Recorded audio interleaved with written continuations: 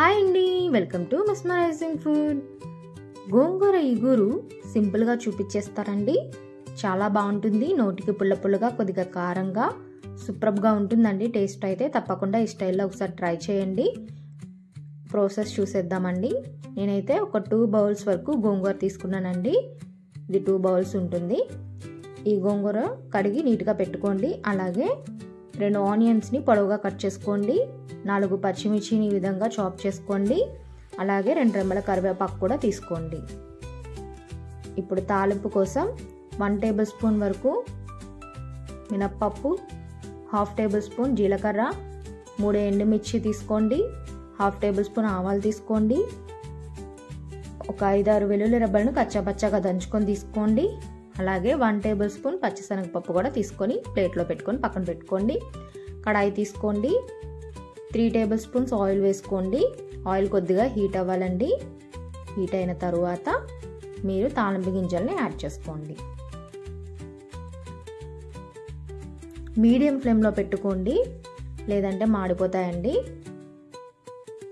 చక్కగా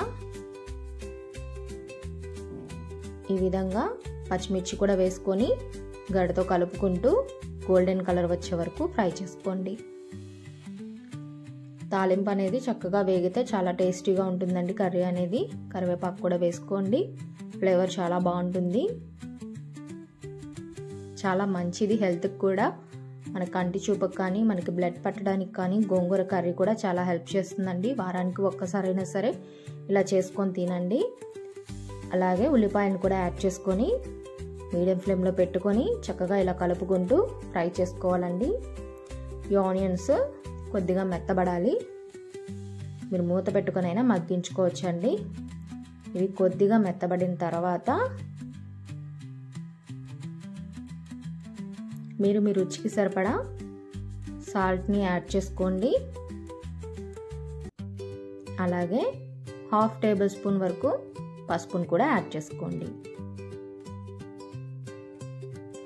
ఈ సాల్ట్ వేయడం వల్ల ఆనియన్స్ అనేవి త్వరగా వేగుతాయండి. పసుపు వేయడం వల్ల ఆనియన్స్ మాడిపోవు, చక్కగా ఫ్రై అవుతాయి. మీడియం ఫ్లేమ్లో పెట్టుకొని గరిటతో కలుపుకుంటూ చక్కగా ఫ్రై చేసుకోండి. మంచి బ్రౌన్ కలర్ రావాలండి. ఆనియన్స్ బాగా వేగితే కర్రీ అనేది చాలా టేస్టీగా ఉంటుంది. మీరు మూత పెట్టుకొని ఒక 2 మినిట్స్ అయినా మగ్గించుకోండి. చూడండి, చక్కగా ఫ్రై అయ్యాయి. ఈ విధంగా రావాలండి. వీడియోలో చూపిస్తున్నట్టుగా మంచి కలర్ అయితే వచ్చేసింది కదా ఆనియన్స్కి. ఇలా వచ్చినప్పుడు మీరు కడిగిన గోంగూరను కూడా యాడ్ చేసుకోండి. ఇది యాడ్ చేసుకున్న తర్వాత నిదానంగా గరిటతో కలుపుకోండి.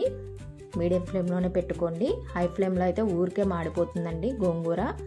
త్వరగా అయిపోతుంది గోంగూర కర్రీ అనేది. ఇది ఎంత త్వరగా చేసుకోవచ్చో అంత మంచి హెల్త్ బెనిఫిట్స్ ఉంటాయండి గోంగూర వల్ల. చూడండి, ఈ విధంగా చక్కగా త్వరగా మగ్గిపోతుంది గోంగూర. మీడియం ఫ్లేమ్లో పెట్టుకొని చక్కగా ఒకసారి కలుపుకొని మీరు కావాలంటే మూత పెట్టుకొని అయినా మగ్గించుకోండి. లేదు అంటే చక్కగా ఆయిల్లో ఫ్రై అయితే ఇంకా సూపర్గా ఉంటుందండి టేస్ట్ అయితే. ఇలా ఆయిల్లో చక్కగా ఫ్రై చేసుకోవాలి. ఈ గోంగూర అనేది వాటర్ని రిలీజ్ చేస్తుందండి. ఆ రిలీజ్ చేసిన వాటర్తోనే ఇది చక్కగా ఉడుకుతుంది, మెత్తబడుతుంది. అలాగే ఆయిల్లో మనం ఫ్రై చేసుకుంటే చాలా బాగుంటుందండి. ఒకసారి మూత పెట్టుకొని 1 నిమిషం మీరు కుక్ చేసుకోండి. చూడండి, చక్కగా వాటర్ ఊరాయి కదా. ఈ వాటర్ అంతా తగ్గి గోంగూర కూడా చక్కగా ఫ్రై అవుతుందండి. ఈ విధంగా రావాలి కర్రీ. ఇప్పుడు మీకు రుచికి సరిపడా కారం యాడ్ చేసుకోండి. మీరు కారం ఎక్కువ కావాలనుకుంటే ఎక్కువ యాడ్ చేసుకోండి. నేను 1 టేబుల్ స్పూన్ యాడ్ చేసుకున్నాను. ఈ విధంగా కారం కూడా గోంగూరలో కలిసేలాగా గరిటతో కలుపుకుంటూ చక్కగా ఫ్రై చేసుకోండి.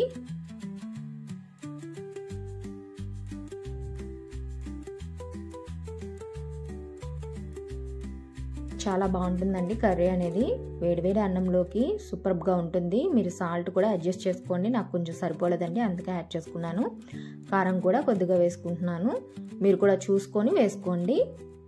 ఇవి మొత్తం కూడా గోంగూరలో కలిసేలాగా చక్కగా ఇలా గరిటతో ఫ్రై చేసుకోండి. ఈ ఆయిల్ అనేది సెపరేట్ అవ్వాలండి కర్రీ నుండి. అప్పటి వరకు గోంగూరని ఫ్రై చేసుకుంటే గోంగూర అనేది చాలా టేస్టీగా ఉంటుంది. ఈ విధంగా రావాలండి. అలాగే నా వీడియోస్ నచ్చినట్టయితే మీరు తప్పకుండా సబ్స్క్రైబ్ చేయండి, లైక్ చేయండి, షేర్ చేయండి. Thank you for watching.